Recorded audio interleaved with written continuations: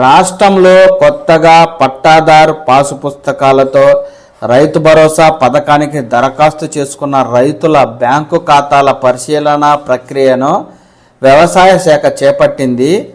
వాటిని నిర్ధారణ కోసం బ్యాంకులకు పంపించింది. ఆయా ఖాతాలు సరిగ్గా ఉన్నాయని తేలిన వెంటనే రైతు భరోసా నిధులు జమ చేయాలని నిర్ణయించింది.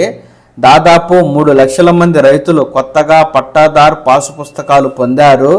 వాటితో పాటు ఆధార్ కార్డులు, బ్యాంకు ఖాతాలతో రైతు భరోసా సాయం కోసం వారంతా వ్యవసాయ శాఖ అధికారులకు దరఖాస్తులు చేసుకున్నారు. వాటి నమోదు పూర్తయింది. రాష్ట్ర ప్రభుత్వం గత నెల 26 నుంచి రైతు భరోసాను ప్రారంభించింది. ఇప్పటి వరకు 3 ఎకరాల వరకు రైతులకు నిధులు విడుదల చేసింది. ఇందులో పాత పట్టాదారులకు మాత్రమే నిధులు జమ అవుతుండగా కొత్తగా పాసు పుస్తకాలు పొందిన వారికి రాలేదు. దీంతో వారిలో ఈ విషయమై రైతులెవరూ ఆందోళన చెందాల్సిన అవసరం లేదని వ్యవసాయ శాఖ కార్యదర్శి రఘునందన్ రావు గారు చెప్తున్నారండి.